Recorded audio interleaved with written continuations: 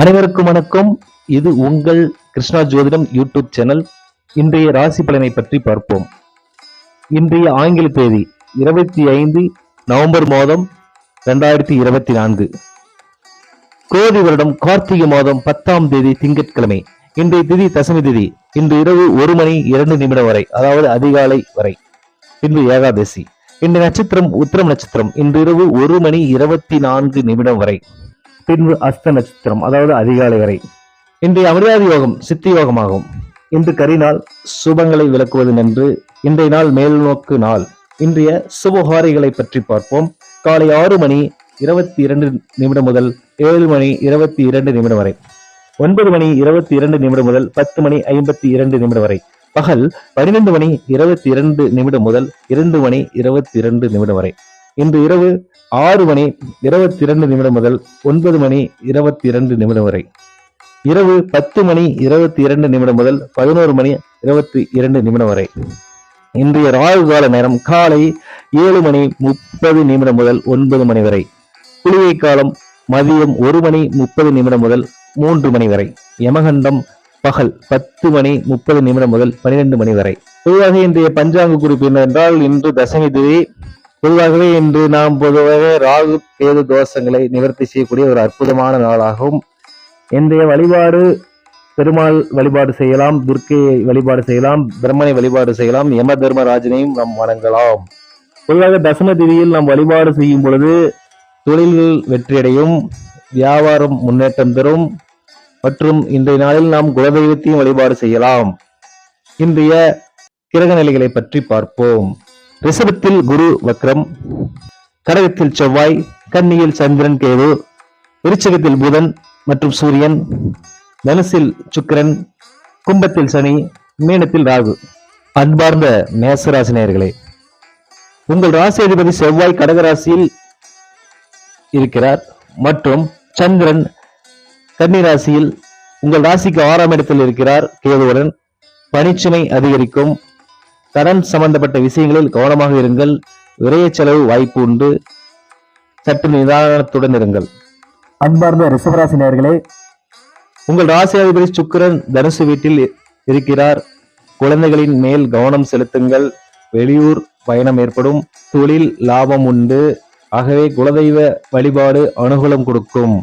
அன்பார்ந்த மிதுன ராசி நேயர்களே, உங்கள் ராசி அதிபதி புதன் விருச்சிக வீட்டில் சூரியனுடன் இருக்கிறார். தாயின் உடல்நிலை மேல் அக்கறை கொள்ளுங்கள். வேலை செய்யும் இடத்தில் உங்களுக்கு மதிப்பு உயரும் நாள் இன்று. அன்பார்ந்த கடகராசி நேயர்களே, உங்கள் ராசியாதிபதி சந்திரன் 3ஆம் இடத்தில் கன்னி ராசியில் இருக்கிறார். குழந்தைகள் பெருமை தேடி தருவார்கள். மன உளைச்சல் ஏற்படும் நாள். பயணம் மேற்கொள்வீர்கள் இன்று. அன்பார்ந்த சிம்மராசி நேயர்களே, உங்கள் ராசியாதிபதி சூரியன் விருச்சிக வீட்டில் புதனுடன் 4ஆம் இடத்தில் இருக்கிறார். 2ஆம் ராசியில் சந்திரன் கேதுவுடன் இருப்பதால் பேச்சில் மற்றும் அனைத்து செயல்களிலும் நிதானம் தேவை. தாயின் தைரியம் உங்களுக்கு கை கொடுக்கும். அன்பார்ந்த கன்னிராசி நேயர்களே, உங்கள் ராசி அதிபதி புதன் விருச்சிக வீட்டில் சூரியனுடன் 3ஆம் ராசியில் இருக்கிறார். சகோதரர் ஆதரவு கிடைக்கும் நாள். ராசியில் கேது இருப்பது ஆன்மீக வழிபாடு சிறப்பு இன்று. அன்பார்ந்த துலாம் ராசி நேயர்களே, உங்கள் ராசி அதிபதி சுக்கிரன் தனுசு வீட்டில் 3ஆம் ராசியில் இருக்கிறார். சந்திரன் 12ஆம் இடத்தில் கேதுவுடன் இருப்பதால் வீண் செலவு, விரைய செலவினங்களை தவிர்ப்பது நல்லது. அன்பார்ந்த விருச்சிக ராசி நேயர்களே, உங்கள் ராசி அதிபதி செவ்வாய் கடகத்தில் 9ஆம் இடத்தில் இருக்கிறார். தந்தையின் ஆலோசனை பெறுவீர்கள். லாபம் சற்று குறைவு. கடன் அடைப்பீர்கள் இன்று. அன்பார்ந்த தனுசு ராசி நேயர்களே, உங்கள் ராசி அதிபதி குரு ரிஷப வீட்டில் 6ஆம் ராசியில் இருக்கிறார். வேலை சுமை அதிகரிக்கும். தொழில் ஸ்தானங்களில் கவனமாக பணியாற்றுங்கள்.